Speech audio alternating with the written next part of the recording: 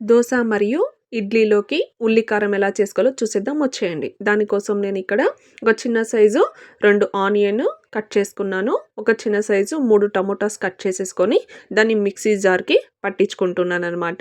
చాలా సింపుల్ అండి. చాలా టేస్టీగా ఉంటుంది. ఫాస్ట్‌గా కూడా అయిపోతుంది. ప్రాసెస్ ఎలాగో చూసేసేయండి. ఇక్కడ చూడొచ్చు ఇలా మిక్సీ జార్ పట్టించుకునేసాననమాట.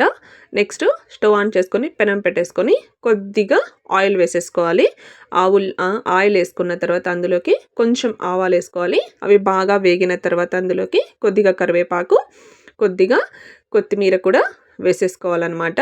అవి కొంచెం వేగుతున్నప్పుడు మిక్సీ జార్ పట్టించుకున్నాం కదా, ఆ పేస్ట్ మొత్తాన్ని కూడా అందులోకే వేసేసుకోవాలి.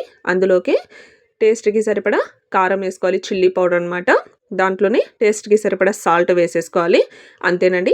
చాలా సింపుల్. చాలా బాగుంటుంది. ఇడ్లీ అయినా దోశ అయినా టిఫిన్ ఐటెంలోకి బాగుంటుందన్నమాట. చూడొచ్చు సింపుల్ అండి. మహా అంటే ఒక 5 మినిట్స్ కూడా పట్టదు ఈ ప్రాసెస్ మొత్తం ఫినిష్ చేయడం కోసము. ఒక్కసారి మీరు కూడా ట్రై చేసి చూడండి. చాలా టేస్టీ ఉల్లి కారం అనేది రెడీ అయిపోయిందనమాట. చూడండి కలర్ కూడా ఎలా చేంజ్ అయిందో. వాటర్ అయితే నేనేం వేయలేదండి. ఆల్రెడీ ఆనియన్, టమోటాలో వాటర్ కంటెంట్ ఎక్కువగా ఉంటుంది కాబట్టి అదే సరిపోతుందనమాట. ఇలా బాగా దగ్గరగా అయిన తర్వాత స్టవ్ ఆఫ్ చేసుకొని సర్వ్ చేసేసుకోవడమే. Subscribe my